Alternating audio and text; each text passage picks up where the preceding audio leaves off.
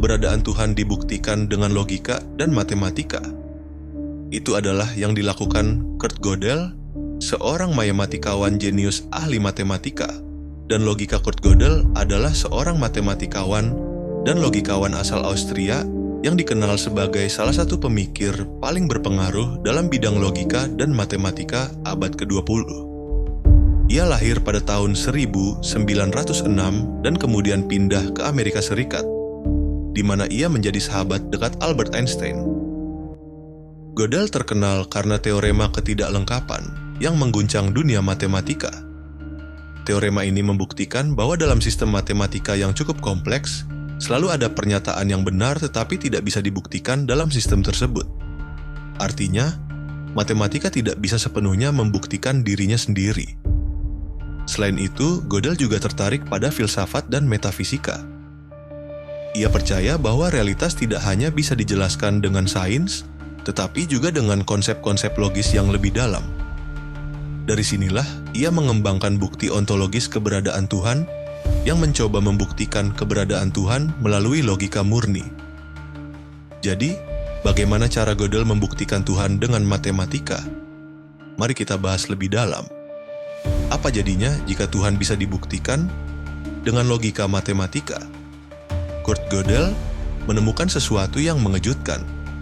Ia mengembangkan sebuah rumus yang, jika benar, membuktikan bahwa Tuhan harus ada. Tapi ini bukan sembarang argumen. Bukti ini didasarkan pada logika yang ketat, menggunakan prinsip-prinsip yang sama yang menjadi dasar dunia matematika dan ilmu komputer. Namun, apakah ini benar-benar bukti absolut atau hanya permainan logika? Apakah Tuhan bisa dibuktikan dengan logika? Mari kita bahas. Ia dikenal sebagai salah satu pemikir paling berpengaruh di abad ke-20, terutama karena teorema ketidaklengkapannya yang mengguncang dunia matematika. Melalui teorema ini, Gödel membuktikan bahwa dalam sistem matematika yang cukup kompleks, selalu ada pernyataan yang benar tetapi tidak bisa dibuktikan dalam sistem tersebut. Artinya, matematika memiliki batasannya sendiri dan tidak bisa sepenuhnya membuktikan segala sesuatu secara mutlak. Namun, selain matematika, Gödel juga sangat tertarik pada filsafat, terutama pada konsep ketuhanan dan realitas yang lebih tinggi.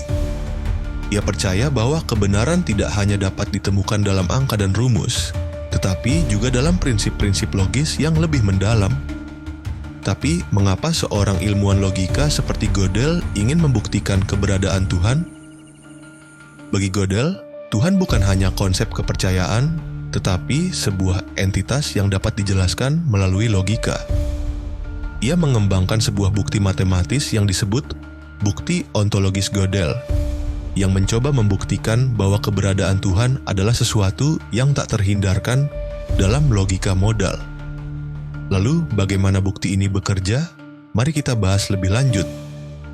Bukti ontologis adalah sebuah argumen filosofis yang berusaha membuktikan keberadaan Tuhan hanya dengan konsep dan logika, tanpa bergantung pada bukti empiris atau pengamatan dunia nyata.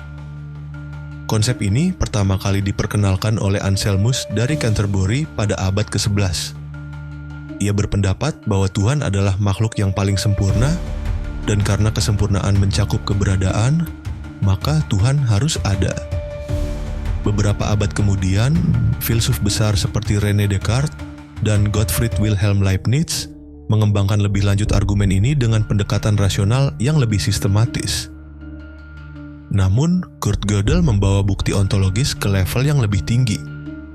Dengan menggunakan logika modal, sebuah cabang matematika yang mempelajari kemungkinan dan keharusan, ia mencoba membuktikan bahwa jika Tuhan mungkin ada, maka Tuhan pasti ada di semua realitas yang mungkin.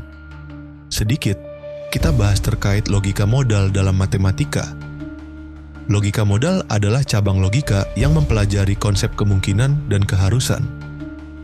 Dalam logika ini, suatu pernyataan tidak hanya dianggap benar atau salah dalam dunia nyata, tetapi juga dapat benar atau salah dalam dunia-dunia yang mungkin ada.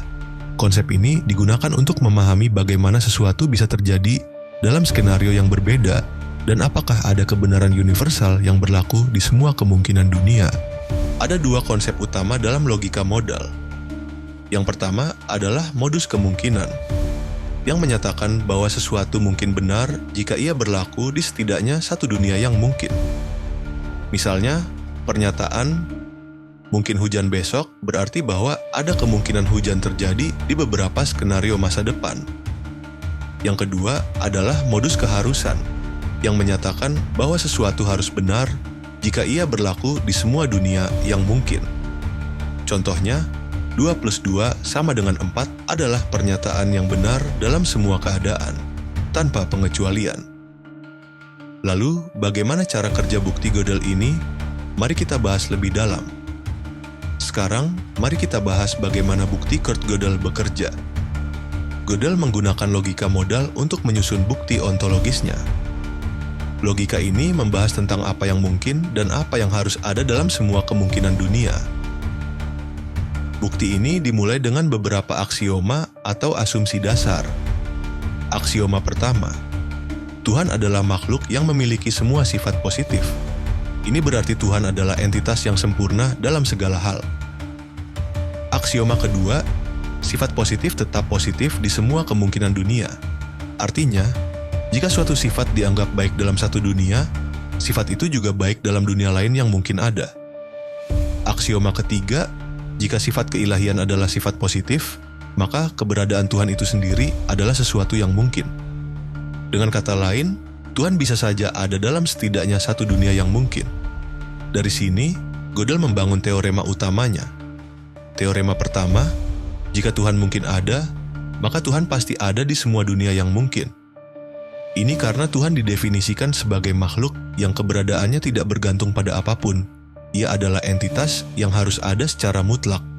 Kesimpulannya, jika kita menerima aksioma-aksioma ini, maka Tuhan harus ada dalam realitas kita. Tapi, apakah bukti ini benar-benar membuktikan keberadaan Tuhan? Atau hanya permainan logika? Mari kita lihat kritik terhadap bukti ini. Meskipun bukti ontologis Gödel tampak kuat secara logika, banyak filsuf dan ilmuwan yang tetap meragukannya.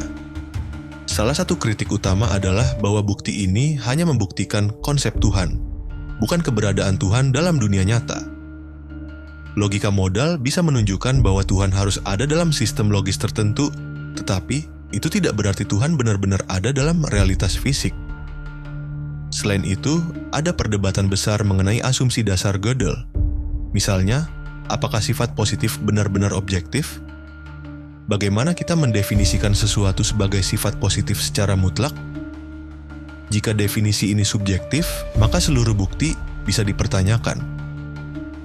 Para ilmuwan dan matematikawan juga memberikan berbagai tanggapan. Beberapa menganggap bukti Gödel sebagai prestasi luar biasa dalam logika, tetapi tetap skeptis terhadap klaim metafisiknya. Ada juga yang mencoba memodifikasi bukti ini atau mengujinya menggunakan komputer untuk mencari kelemahan dalam strukturnya.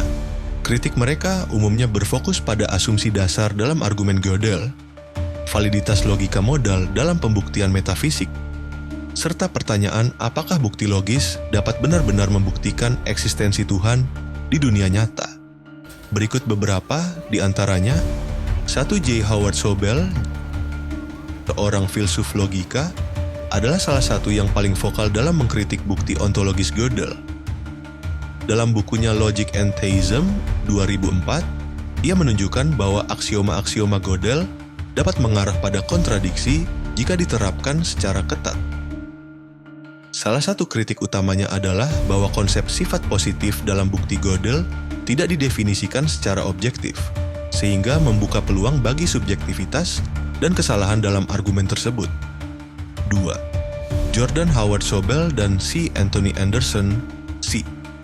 Anthony Anderson memperluas kritik terhadap bukti Gödel dengan menunjukkan bahwa definisi keilahian dalam bukti tersebut bermasalah.